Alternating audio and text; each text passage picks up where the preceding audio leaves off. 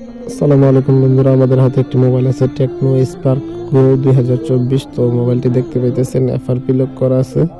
তো আমি আপনাদেরকে দেখাবো যে এই যে দেখুন লক চিহ্ন আছে, এখানে এফআরপি লক থাকলে মোবাইলগুলোতে এরকম দেখায়। তো দেখুন এখানে জিমেল চাইতেছে।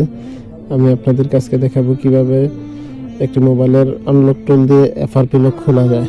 তো খুবই অল্প সময়ে আপনারা খুলতে পারবেন। তো আমি এখানে আপনার কিবোর্ডটা অন করে নেব, মোবাইলের মডেলটি সার্চ করে নেব টেকনোতে গিয়ে। তারপরে হইতেছে আপনার এই যে টেকনো স্পার্ক গো 2024। তো আমরা ব্রোম মোডে নিয়ে মোবাইলটি অফ করে এফআরপি রিসেট করিব।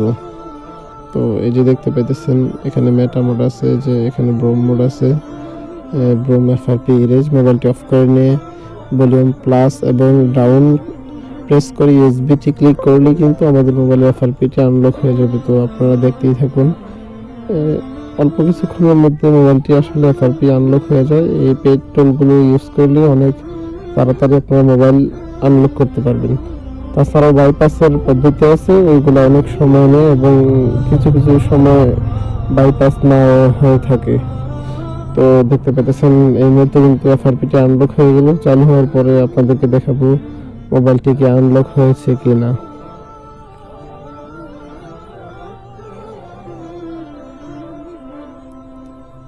এরকম আরো নিত্য নতুন মোবাইলের এফআরপি আনলক বা হার্ডওয়্যার সলিউশন পেতে চ্যানেলটি সাবস্ক্রাইব করে দিবেন।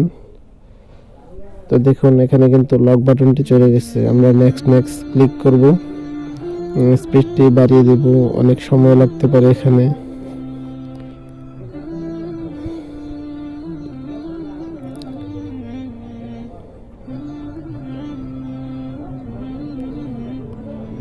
এগুলো কিন্তু আপনারা চাইলে হাত দিয়ে বাইপাস করতে পারেন, সেক্ষেত্রে অনেক সময় সাপেক্ষ এবং কোনো ফল নাও আসতে পারে। তো টোল দিয়ে কিন্তু খুবই ইজিলি বাইপাস করা যায়, পেড টোল দিয়ে, অথবা কিছু কিছু ফ্রি টোলও আছে।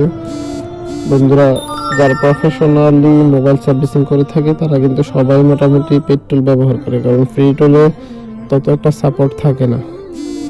তো দেখতে পেয়েছেন বন্ধুরা মোবাইলটি কিন্তু আনলক হয়ে গেল।